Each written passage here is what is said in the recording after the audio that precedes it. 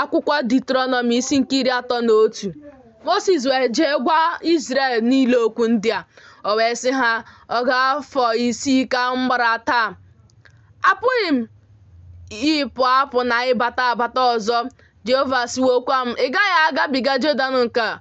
Jehova bụ Chineke gị, ya onwe ya na-agabiga n'ihu gị, ya onwe ya ga-ekpechapụ mba ndị a n'ihu gị, ị ga-enwetakwa ha. Joshua, ya onwe ya na-agabiga n'ihu gị dịka Jehova kwuworo.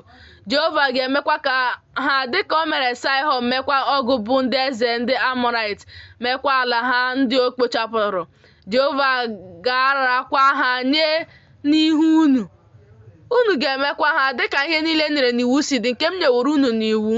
Dị n'ike, nwekwanụ ụmụ na-atụla egwu, na-amakwala jijiji n'ihu ha. N'ihi na Jehova bụ Chineke gị, ya onwe ya bụ onye gị na ya na-eje. Ọ gaghị aha gị aka, ọ gaghị ahapụkwa gị. Moses wee kpọọ Joshua oku sị ya n'anya Izrel niile, dị ike nwekwa ume, n'ihi na gị onwe gị ga-esoro ndị nke a baa n'ala ahụ nke Jehova ṅụrụ ndị bụ nna ha iyi nye ha. Gị onwe gị ga-emekwa ka ha keta ya. Jehova kwa ya onwe ya bụ onye na-eje n'ihu gị, ọ ga-anọnyere gị, ọ gaghị aha gị aka, ọ gaghị ahapụkwa gị. Atụla egwu, atụkwala ụjọ.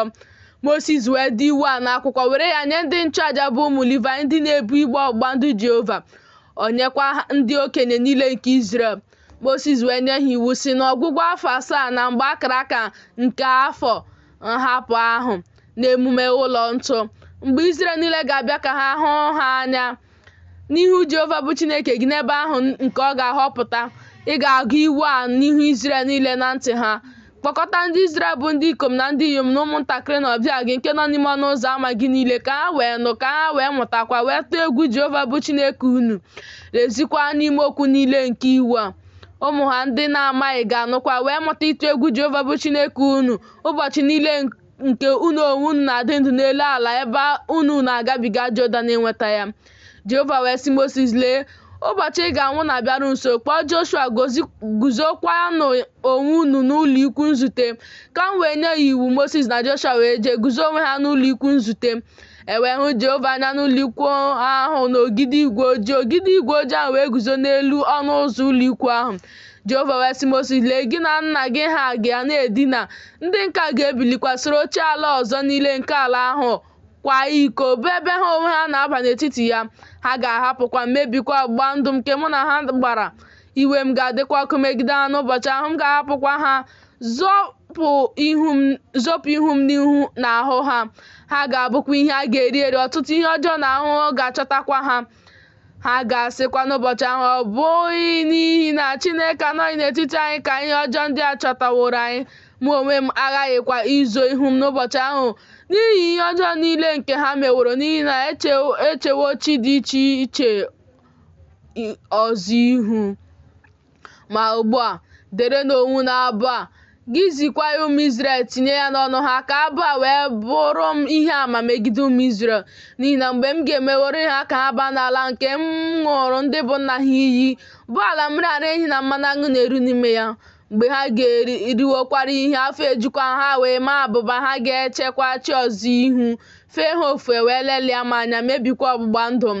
Ọ ga-erukwa mgbe ọtụtụ ihe ọjọọ na ahụhụ ga-achọta ha, na abụ a ga-agba àmà n'ihu ha dịka ihe àmà, n'ihi na agaghị echezọ ya pụọ n'ọnụ mkpụrụ ha.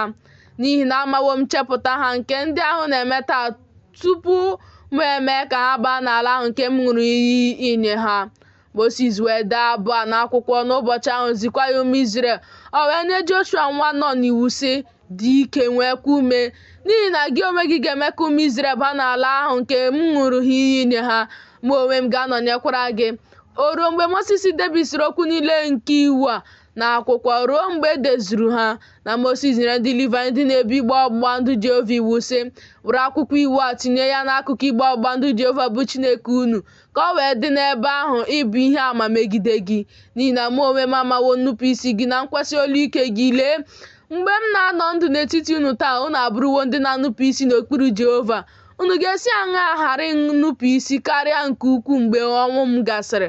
Kpọkọtaranụ m ndị okenye niile nke ebo niile unu na ndị odozi okwu unu, ka m kwukwuo okwu ndị a na ntị ha, meekwa ka eluigwe na ala gbaa ama megide ha, n'ihi na amawo m na mgbe ọnwụ m gasịrị unu ga-ebibi onwe unu nke ukwuu, wezuga onwe unu n'ụzọ ahụ nke m nyewuru unu n'iwu. Ihe ọjọọ ga-adakwasịkwa unu na mgbe ikpeazụ nke ụbọchị ndị a, n'ihi na unu ga-eme ihe ọjọọ n'anya Jehova, ịkpasu iwe na omume aka unu. Mosis wee kwuo na ntị mkpọkọta niile nke Izrel okwu niile nke abụ a ruo mgbe e kwezuru ha.